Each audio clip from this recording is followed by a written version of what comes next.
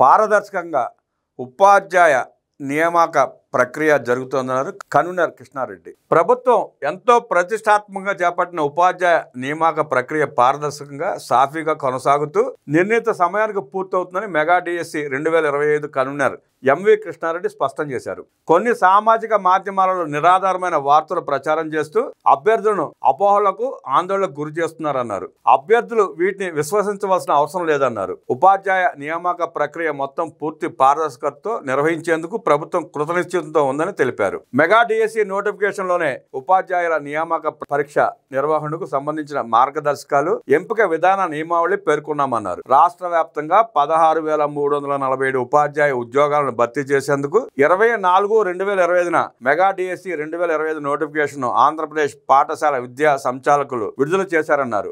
Notify చేసిన ఖాళీల వివరాలు కింద విధంగా ఉన్నాయి. తర్వాత 17, 18, 15, 16 నెంబర్ల జీవోల ద్వారా నోటిఫికేషన్లోని కొన్ని నిబంధనలకు ప్రభుత్వం సవరణలు చేసింది. జీవో నెంబర్ 77 ద్వారా మహిళలు, వికలాంగులు, ఎక్స్ సర్వీస్మెన్స్, ప్రతిభావంతులైన క్రీడాకారులకు డైరెక్ట్ రిక్రూట్మెంట్ లో హారిజాంటల్ రిజర్వేషన్ అమలు చేసేందుకు ప్రభుత్వం ఆదేశాలు జారీ చేసింది. ఈ జీవో ప్రకారం నియామకంలో అనుసరించవలసిన విధి విధానాలు: మొదటి దశ ఓపెన్ కాంపిటీషన్ కోటా మెరిట్ ఆధారంగా, రెండవ దశ వెర్టికల్ సామాజిక రిజర్వేషన్లు ఎస్సీ, ఎస్టీ, బీసీ, ఈడబ్ల్యూసీ ఆధారంగా, మూడవ దశ హారిజాంటల్ ప్రత్యేక రిజర్వేషన్లు మహిళలు, వికలాంగులు, ఎక్స్ సర్వీస్మెన్, ప్రతిభావంతులైన క్రీడాకారులు. తర్వాత ప్రతిభావంతులైన క్రీడాకారులకు డైరెక్ట్ రిక్రూట్మెంట్లో పోటీ పరీక్ష లేకుండా 3% హారిజాంటల్ రిజర్వేషన్ అమలు చేయాలని జీవో నెంబర్ 47 ద్వారా ప్రభుత్వం ఆదేశించింది. ఈ ఉత్తర్వుల ప్రకారం మొత్తం 16,347 పోస్టులలో 421 పోస్టులు 3% క్రీడాకారుల కోసం కేటాయించి స్పోర్ట్స్ అథారిటీ ఆఫ్ ఆంధ్రప్రదేశ్కు అభ్యర్థుల ఎంపిక కోసం అందజేశారు. తదుపరి మెగా డిఎస్సి 2025 నియామక ప్రక్రియలో ఎస్సీ వర్గీకరణ మార్గదర్శకాలతో జీవో నెంబర్ 46ను 18/4/2025 విడుదల చేశారు. దాని ప్రకారం ఎస్సీలను 3 గ్రూపులుగా విభజించి ప్రతి గ్రూపులకు నిర్దిష్ట రిజర్వేషన్ శాతాన్ని కేటాయించారు. ప్రతి గ్రూపులోనూ మహిళలకు 33.3% హారిజాంటల్ రిజర్వేషన్ను అమలు చేస్తున్నారు. పై ఉత్తర్వుల మేరకు మెగా డిఎస్సి 2025లో ఎస్సీ రిజర్వేషన్ సౌకర్యం కల్పించారు. అభ్యర్థుల ఉపవర్గాల ఆధారంగా ఎంపిక జాబితాలు సిద్ధమయ్యాయి. జీవో నెంబర్ 77 అమల్లోకి వచ్చిన అనంతరం హారిజాంటల్ రిజర్వేషన్లను అమలు చేస్తూ నియామక ప్రక్రియ చేపట్టిన రాష్ట్రంలోని తొలి రిక్రూట్మెంట్ మెగా డిఎస్సి 2025 అవుతుంది. గతంలో అమలైన ఎంపిక విధానంతో పోల్చినప్పుడు చోటు చేసుకున్న మార్పులను అభ్యర్థులు గమనించాలి. కొన్ని సబ్జెక్టులకు అధిక సంఖ్యలో దరఖాస్తులు రావడం వలన పలు షిఫ్టుల్లో పరీక్షలు నిర్వహించబడ్డాయి.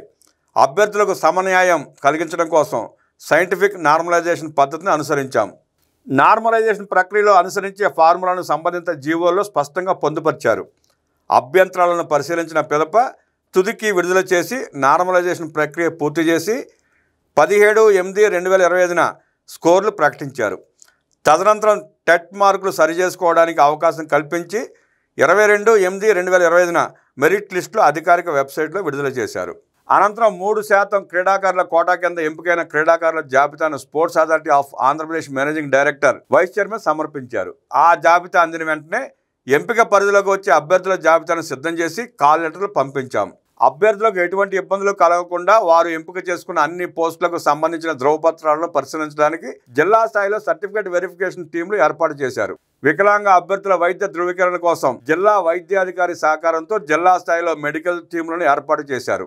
ఎంపిక పరిధిలోనికి వచ్చిన అభ్యర్థుల సర్టిఫికేట్లను 28/8/25 నుండి షెడ్యూల్ ప్రారంభమై ప్రస్తుతం కొనసాగుతోంది.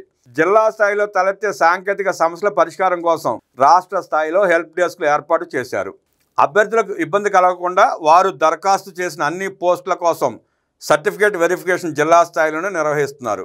అభ్యర్థులు వివిధ పోస్టులకు అర్హత సాధించినందున వారి ప్రాధాన్యతా క్రమాన్ని అనుసరించి కాల్ లెటర్లు జారీ చేశారు.